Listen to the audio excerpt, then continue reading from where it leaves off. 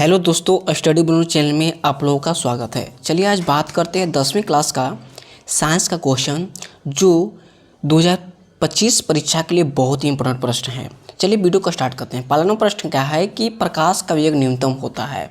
जो प्रकाश का वेग होता है किस में न्यूनतम होता है, तो इसका ऑप्शन है निर्वात में, बी ऑप्शन है जल में, सी ऑप्शन है वायु में और डी ऑप्शन है कांच में। इसका सही ऑप्शन है कि प्रकाश का वेग न्यूनतम किस में होता है, तो कांच में होता है। इसका सही करेक्ट आंसर है कांच में होता है। दूसरा प्रश्न क्या है कि लेंस की क्षमता का एसआई मात्रा क्या होता है। लेंस की क्षमता का एसआई मात्रा क्या होता है, तो इसका सही ऑप्शन है कि लेंस की क्षमता का एसआई मात्रा क्या होता है, तो डाइऑप्टर होता है। क्या होता है, डाइऑप्टर होता है।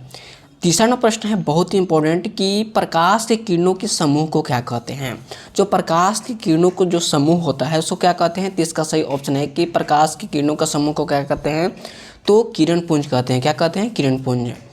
और चौथा प्रश्न बहुत ही इंपॉर्टेंट है कि मानव नेत्र के किस भाग पर किसी वस्तु का प्रतिबिंब बनता है। ये प्रश्न बहुत ही इंपॉर्टेंट प्रश्न है जो आपके 2025 परीक्षा के लिए बहुत ही इंपॉर्टेंट है कि मानव नेत्र के किस भाग पर किस वस्तु का प्रतिबिंब बनता है, किस भाग पर किसी वस्तु का प्रतिबिंब बनता है, तो इसका सही ऑप्शन है रेटिना यानी दृष्टि पटल पर बनता है। और इसका पांचवां प्रश्न बहुत ही इंपॉर्टेंट है कि तारों की टिमटिमाने की व्याख्या किस सिद्धांत पर आधारित है। जो पांचवां प्रश्न क्या है कि तारों के टिमटिमाने की व्याख्या किस सिद्धांत पर आधारित है, तो इसका सही ऑप्शन है किस सिद्धांत पर आधारित है, तो अपवर्तन के सिद्धांत पर। किस पे, अपवर्तन के सिद्धांत पर आधारित है। छठा नंबर प्रश्न बहुत ही इंपॉर्टेंट है कि एक स्वस्थ मानव नेत्र के लिए निकट तथा दूर बिंदु क्रमशः होती है। कितनी होती है, यानी छठा नंबर प्रश्न बहुत ही इंपॉर्टेंट है कि एक स्वस्थ मानव नेत्र के लिए निकट तथा दूर बिंदु क्रमशः होती है। कितनी होती है, तो इसका सही ऑप्शन है कि 25 सेंटीमीटर और अनंत होती है। कितनी होती है, 25 सेंटीमीटर और अनंत होती है। अगला नंबर प्रश्न बहुत ही इंपॉर्टेंट है, सातवां प्रश्न कि श्वेत रंग कितने रंगों का मेल से बना होता है। जो श्वेत रंग होता है कितने रंगों का बना होता है, तो इसका ऑप्शन है 3, बी ऑप्शन है 4, सी ऑप्शन है 5 और डी ऑप्शन है 7। इसका सही ऑप्शन है कि श्वेत रंग कितने रंगों का मेल से बना होता है, तो इसका सही ऑप्शन है कि 7 रंग के मेल से बना होता है।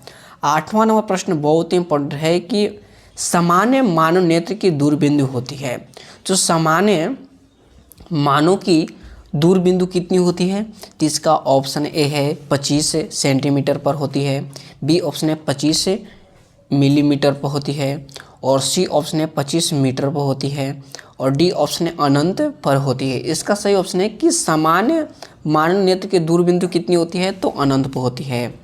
नौवां नंबर प्रश्न, अगला प्रश्न है 9वां नंबर प्रश्न कि स्पेक्ट्रम प्राप्त करने के लिए किसका उपयोग किया जाता है। स्पेक्ट्रम प्राप्त करने के लिए किसका उपयोग किया जाता है, तो इसका ऑप्शन ए है कांच की सिल्ली, बी ऑप्शन है अपवर्तन दर्पण और सी ऑप्शन है उत्तल लेंस और डी ऑप्शन है प्रिज्म। इसका सही ऑप्शन है कि स्पेक्ट्रम प्राप्त करने के लिए किसका उपयोग किया जाता है, तो प्रिज्म का उपयोग किया जाता है। 10वां प्रश्न है कि प्रिज्म से प्रकाश की कौन सी परिघटना घटती है। प्रिज्म से प्रकाश की कौन सी परिघटना घटती है, तो इसका सही ऑप्शन है कौन सी परिघटना घटती है, तो वर्ण विक्षेपण घटती है। क्या है, वर्ण विक्षेपण। अगला प्रश्न बहुत ही इंपॉर्टेंट है। अगला प्रश्न है 10वें प्रश्न से अपने वाणी को विराम देते हैं। स्टडी बनो चैनल को सब्सक्राइब करिए, बेल आइकन को प्रेस करिए और ज़्यादा से ज़्यादा शेयर करिए। मिलते हैं नेक्स्ट वीडियो में। जय हिंद, जय भारत। बहुत ही इंपॉर्टेंट प्रश्न है, 10 प्रश्न हैं जो आपको 2025 परीक्षा के लिए बहुत ही इंपॉर्टेंट प्रश्न है, जो आपके लिए 10 में कम से कम तो 8 प्रश्न जरूर से ज़रूर आएगा। चलिए वीडियो को अब यहीं पे एंड करते हैं।